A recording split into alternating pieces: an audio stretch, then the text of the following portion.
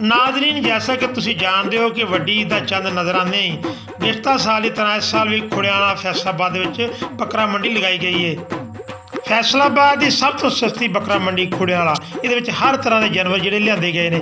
खसूसी रिपोर्ट की है 92 ने। आओ देखते हैं कामरान जवेद की खसूसी रिपोर्ट। अस्सलाम वालेकुम नाज़रीन, ईद उल अज़हा का चांद नज़र आते ही मुल्क भर में मुआशी मंडी लग चुकी हैं। इस वक्त हम मौजूद हैं फैसलाबाद की मशहूर तरीन सस्ती मंडी, जो कि खुलियांवाला से 2 किलोमीटर फासले पर और बकुआने से 11 किलोमीटर, जबकि फैसलाबाद से 22 किलोमीटर के फासले पर मौजूद है। ये बहुत सस्ती मंडी है, यहाँ पर हर साल मुनक्कद की जाती है। आइए नाज़रीन, दोस्तों से बातचीत करते हैं और इनसे मुलाकात करते हैं और इनसे। अस्सलाम वालेकुम सर। वालेकुम सलाम सर। सर अपना नाम? मोहसन अली। सर कितने जानवर लै गए जी? है 100 का बच्चा। 100 बच्चा किन्ने का आ गया जी? तकरीबन को 7 लाख का, 8 लाख का, ते को 5 लाख का, को 4 लाख का। ਜਿਹੜਾ ਤੁਹਾਡੇ ਬੈਗ ਤੇ ਖਲੋਤਾ ਵਾ ਇਹ ਕਿੰਨੇ ਦਾ ਵਾ? 10 लाख का। ਇਹ ਕਿੰਨਾ ਇਹਦਾ ਰੇਟ ਲੱਗ ਗਿਆ ਹੁਣ ਤੱਕ? रेट 8 लाख। ਛੋਟੇ ਜਿਹੜੇ ਜਾਨਵਰ ਆ ਉਹ ਕਿੰਨੇ ਆ ਤੁਹਾਡੇ ਕੋਲ, ਕਿੰਨੇ ਸੇਲ ਹੋ ਗਏ ਆ? ਛੋਟੇ ਜਾਨਵਰ ਸਾਡੇ ਕੋਲ 20 ਸੀਗੇ, ਤਕਰੀਬਨ 12 ਸੇਲ ਹੋ ਗਏ, 8 ਜਾਨਵਰ। ਤੋ 8 ਜਿਹੜੇ ਰਹਿ ਗਏ ਤੇ ਵੱਡੇ ਜਿਹੜੇ ਉਹ ਕਿੰਨੇ ਰਹਿ ਗਏ ਤੁਹਾਡੇ ਕੋਲ? ਵੱਡੇ ਜਾਨਵਰ 30 ਜਾਨਵਰ ਸੀਗੇ, 30 ਇੱਥੇ ਦੀਆਂ ਜਿਹੜੀਆਂ ਵਾ ਮੁਹਾਇਸ਼ੀ ਸਹੂਲਤਾਂ ਉਹ ਤੁਹਾਨੂੰ ਪੂਰੀਆਂ ਮਿਲ ਰਹੀਆਂ ਵਾ? ਜੀ ਬਿਲਕੁਲ ਪੂਰੀਆਂ ਮਿਲ ਪਾਣੀ ਪੂਣੀ ਪਿਲਾਉਣ ਦੀ ਕੋਈ ਜਾਨਵਰਾਂ ਨੂੰ ਦਿੱਕਤ ਤੇ ਨਹੀਂ ਆ ਨਹੀਂ, ਰਹੀ? ਕੋਈ ਦਿੱਕਤ ਨਹੀਂ ਆ ਰਹੀ, ਰਾਤ ਨੂੰ ਲਾਈਟਿੰਗ ਦਾ ਪੂਰਾ ਇੰਤਜ਼ਾਮ ਆ? ਪੂਰਾ ਇੰਤਜ਼ਾਮ ਆ। ਤੋ ਹੋਰ ਤੁਸੀਂ ਕੀ ਕਹਿਣਾ ਚਾਹੁੰਦੇ ਹੋ ਸਾਡੇ ਨਾਜ਼ਰੀਨ ਨੂੰ? ਅਸੀਂ ਇਹ ਕਹਿਣਾ ਚਾਹੁੰਦੇ ਹਾਂ ਕਿ ਨਾਜ਼ਰੀਨ ਨੂੰ ਜਿਹੜਾ ਕੋਈ ਇਸ ਮੰਡੀ ਆਉਣਾ ਚਾਹੁੰਦਾ ਵਾ ਆਵੇ। ਪਹਿਲੇ ਨਾਲੋਂ ਇਸ ਮੰਡੀ ਦੀਆਂ ਬਹੁਤ ਸਹੂਲਤਾਂ ਬੈਨੀਫਿਟ ਮਿਲ ਰਹੇ ਆ। ਬਾਕੀ ਜਿਹੜੇ ਖਰੀਦਦਾਰ ਨੇ ਉਹ ਖਰੀਦਦਾਰ ਤੇ ਹੀ ਕਹਿੰਦੇ ਆ ਕਿ ਜਾਨਵਰ ਸਾਨੂੰ ਥੱਲੇ ਮਿਲ ਜਾਵੇ, ਲੇਕਿਨ ਖਰੀਦਦਾਰਾਂ ਨੂੰ ਵੀ ਸੋਚਣਾ ਚਾਹੀਦਾ। ਵਪਾਰੀਆਂ ਨੇ ਬਹੁਤ ਮਿਹਨਤ ਕੀਤੀ ਆ, ਇੰਨੀ ਗਰਮੀ ਆ, ਜਾਨਵਰ ਇੰਨੀ ਦੂਰੋਂ ਲੈ ਕੇ ਆਏ ਹੋਏ ਨੇ, ਪੂਰਾ ਰੇਟ ਮਿਲਣਾ ਚਾਹੀਦਾ ਉਹਨਾਂ ਨੂੰ।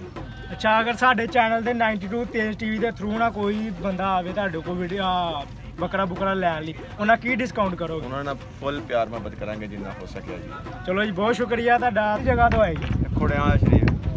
ਤੇ ਖੁੜਿਆਂ ਵਾਲੇ ਸ਼ਰੀਫ ਤੇ ਆ ਕਿੰਨੇ ਕਾ ਤੁਹਾਡੇ ਕੋਲ, ਯਾਨੀ ਕਿ ਕਿੰਨੇ ਕੁ ਸੇਲ ਹੋ ਗਿਆ, ਕਿੰਨੇ ਕੁ ਰਹਿ ਗਏ ਆ? ਭਾਈ 5-7 ਸੇਲ ਹੋਏ ਨੇ ਵਿੱਚੋਂ। ਹਾਂਜੀ। 5-6 ਹੈ ਨੇ ਇਹਦੇ ਮਗਰ। ਤੇ ਅੱਛੇ ਦਾਮ ਨਾਲ ਸੇਲ ਹੋ ਗਏ ਆ? ਹਾਂਜੀ ਅਲਹਮਦੁਲਿਲਾ ਠੀਕ ਹੈ ਭਾਈ। ਤੇ ਬੱਕਰੇ ਬੁਕਰੇ ਕੋਈ ਨਹੀਂ ਲੈ ਕੇ ਆਏ? ਨਹੀਂ ਬੱਕਰੇ ਵੀ ਲੈ ਗਏ। ਤੇ 2-3 ਰਹਿ ਗਏ ਤੇ ਜਿਹੜੇ ਰਹਿ ਗਏ ਆ ਇਹਨਾਂ ਨੂੰ ਵੀ ਕੋਸ਼ਿਸ਼ ਕਰ ਦਿਓ। ਕੋਸ਼ਿਸ਼ ਕਰਨਾ ਬਗੋ ਆਇਆ ਗਾਹਕ ਦੇ ਪੈਸੇ ਤੇ ਇਨਸ਼ਾਅੱਲਾ ਕਰਾਂਗੇ। ਗਾਹਕਾਂ ਦੀ ਕੀ ਸੂਰਤ ਹਾਲ ਹੈ ਇੱਥੇ? ਗਾਹਕ ਦਾ ਕੰਮ ਮੱਠਾ ਹੀ ਹੈ ਭਾਈ। ਤੇ ਮੰਡੀ ਜਿਹੜੇ ਤੁਸੀਂ ਦਾਮ ਮੰਗਿਆ ਸੀ ਉਸ ਦਾਮ ਤੇ ਵੀ ਵਿਕੇ ਆ? ਹਾਂ ਜੀ ਵਿਕਿਆ ਨਹੀਂ। ਤੇ ਜਿਹੜੇ ਹੁਣ ਰਹਿ ਗਏ ਆ ਤੁਹਾਡੇ ਕੋਲ, ਛੋਟੇ ਆ ਕਿ ਵੱਡੇ ਜਾਨਵਰ? ਬੜੇ ਵੀ ਆ, ਛੋਟੇ ਵੀ ਆ। ਤਕਰੀਬਨ ਕਿਤਨੇ ਕੁ ਦੀ ਕਰ? ਇੱਕ 3.5 ਲੱਖ ਵਾਲਾ ਹੈ, वो 2 लाख वाले हैं, 2.5 लाख वाले हैं वगैरह वगैरह जो। ਬਹੁਤ ਸ਼ੁਕਰੀਆ ਸਰ ਆਪਕਾ। ਕਿੱਥੋਂ ਆਏ ਜੀ ਤੁਸੀਂ? ਬਾਬਲਪੁਰੋਂ।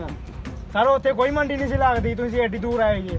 ਸਰ ਉੱਥੇ ਦਿਹਾੜੀਆਂ ਮੰਡੀਆਂ ਉੱਤੇ ਕੰਮ ਬਹੁਤ ਜ਼ਿਆਦਾ ਕਮ ਰੇਟ ਲੱਗਦਾ, ਸਾਲ ਪੂਰੇ ਪਾਲੇ ਹੁੰਦੇ ਨੇ, ਫਿਰ ਉਸ ਹਿਸਾਬ ਨਾਲ ਮਾਰਕੀਟ। ਸਰ ਕਿੰਨੇ ਜਾਨਵਰ ਇੱਥੇ ਲੈ ਕੇ ਆਏ ਜੇ ਖੁੱਲਿਆਂ ਵਾਲੀ ਮੰਡੀ ਦੇ ਵਿੱਚ? 94 ਕਿੰਨੇ ਸੇਲ ਹੋ ਗਏ ਹੁਣ ਤੱਕ? ਤਕਰੀਬਨ ਹੋ ਗਏ ਨੇ 30। ਤੇ ਅੱਛੇ ਦਾਮ ਨਾਲ ਹੋ ਗਏ ਸੇਲ? ਬਸ ਨਾਰਮਲ ਦਾਮ ਦਾ।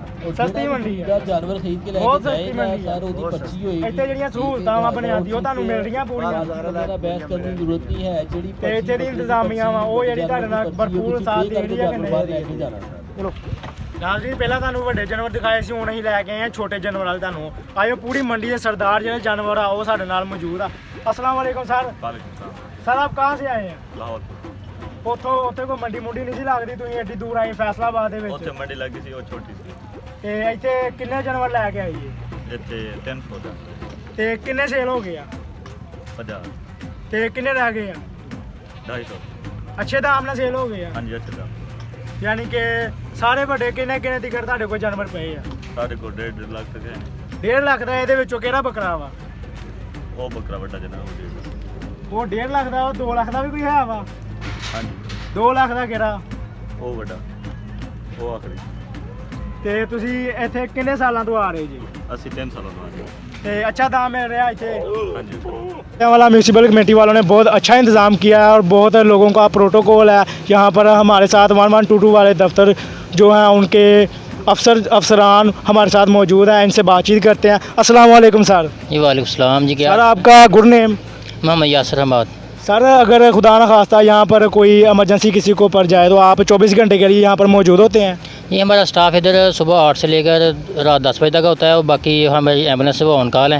अगर कोई भी एमरजेंसी वगैरह आती है तो एम्बुलेंस मौका पे पहुँच जाती है और फर्स्ट एड भी देते हैं और सारा इंतजाम हम हॉस्पिटल शिफ्ट भी कर देते हैं पेशेंट को। किसी भी किस्म की फर्स्ट एड वो इधर अवेलेबल है। सर बहुत शुक्रिया आपका। इस वक्त हमारे साथ म्यूनसिपल कमेटी खुलियांवाला के मियाँ वहीद साहब हमारे साथ मौजूद हैं। इनसे पूछते हैं कि इन्होंने आवाम को क्या बुनियादी सहूलतें फराहम की हैं। जी अस्सलाम वालेकुम सर। वालेकुम सलाम जी। सर आपका गुड नेम? अब्दुल वहीद जी। सर जो आपने बुनियादी सहूलतें आवाम को दी हैं, लाइटिंग की है, टेंट दिए हैं और पानी मीठे का इंतज़ाम किया है, वो हमारे नाज़रीन को आगाह कीजिए। जी हमने जी व्यापारी हजरात के लिए यहाँ पे खुलनेवाला म्यूनसिपल कमेटी की जो बकर मंडी है, हमने इसमें तमाम व्यापारी हजरात के लिए मीठे पानी का इंतज़ाम, लाइटिंग का इंतज़ाम, हत्ता कि इनकी जो भी ज़रूरियात ज़िंदगी की हैं जहाँ पे रहने के लिए, वो हर उस चीज़ का इंतज़ाम करके दिया है इनके लिए। सिक्योरिटी का इंतज़ाम, हर बुनियादी जो भी सहूलतें हैं इनकी, वो हमने इनके लिए करके दी हैं इधर। सर यहाँ पर जो पर्ची फ़ीस है वो कितनी है? वो हम क्योंकि हम लोग प्राइवेट इसको चला रहे हैं, हमने जो छोटा मोटा खर्चे किए हैं वो हम इनसे मुनासिब जो वो ले रहे हैं इनसे। बहुत शुक्रिया सर आपका। जी आपका भी शुक्रिया, आप आए हैं, आपने कीमती टाइम निकाला और हमने इनके व्यापारी हजरात की आपने सुनी है और हमने अपनी सुनवाई है आपको। म्यूनसिपल कमेटी के आला अहदेदारान मौजूद हैं, इनसे पूछते हैं कि इन्होंने क्या आवाम को सहूलत फराहम की है। जी अस्सलाम वालेकुम सर। वालेकुम अस्सलाम। सर आपका गुड नेम? मेरा नाम अली असगर है सर। सर आपने जो सहूलतें मौजूद हैं आवाम को दी हैं तो वो हमारे साथ शेयर करना चाहेंगे? हाँ जी जनाब, हमने यहाँ पे साया दिया है जानवरों के लिए, चारे की सहूलत मैसर है और उसके बाद मीठा पानी, जानवरों के लिए पानी का इंतज़ाम, और उसके अलावा यहाँ पे रेस्क्यू 1122 और जो मेडिकल के मामलात हैं उनकी डॉक्टर टीम बैठी हुई है। उसके अलावा लाइफ स्टॉक का महकमा बैठा हुआ है। यहाँ पे तकरीबन हर तरह की सहूलियात मैसर है और कोई भी मसला मसाइल होने पर यहाँ पे शिकायत सेल भी दर्ज किया गया है ताकि सारे शिकायत को फौरी तौर पे हल किया जा सके। सर आपने रात को लाइटिंग का इंतज़ाम किया है? हाँ जी जनाब, रात को लाइटिंग का मुकम्मल इंतज़ाम है। किसी भी जो नाखुशगवार सूरत हाल पे यहाँ पे हर तरह की सिक्योरिटी मौजूद है, लाइटिंग का फुल प्रूफ इंतज़ाम किया गया। सर ये मंडी जो है वो कितनी देर तक रात को चलती है? ये तकरीबन सर सुबह 8 से रात 9-10 बजे तक चलती है, बल्कि होती थी ये 24 आवर ही है, लेकिन ज़्यादातर जो महकमा है वो 24 आवर ही ड्यूटी देता है और जो गाहक है तकरीबन 10-11 बजे तक यहाँ पे आते जाते रहते हैं। सर ज़्यादा सेल जो है सुबह को होती है शाम को? शाम को होती है, जब मगरिब से पहले, जब थोड़ी धूप ढल जाती है, सूरज ढल जाता है, धूप चली जाती है, तो फिर काफ़ी जो होते हैं यहाँ पे फैक्ट्री के लोग ज़्यादा हैं, इर्द गिर्द फैक्ट्रियाँ ज़्यादा और लोग छुट्टी के बाद यहाँ पे ज़्यादातर आते हैं। तो जी अगर लाइट ऑफ हो जाए तो जनरेटर का इंतज़ाम किया गया आपने? हाँ जी हमारे पास जनरेटर का मुकम्मल इंतज़ाम है इधर। बहुत शुक्रिया सर आपका। हमारा से जब आप आएंगे लाठियांवाला में, वहाँ पर एक cell point, free cell point लगाया गया है, उसके साथ ही मंडी लगाई गई है। तो इसी के साथ कामरान जैद को दीजिए इजाज़त और हमारे चैनल 92 तेज़ टीवी को लाइक सब्सक्राइब करना मत भूलिएगा ताकि हर आने वाली वीडियो आप तक बआसानी पहुँच सके। अल्लाह निगहबान, पाकिस्तान जिंदाबाद।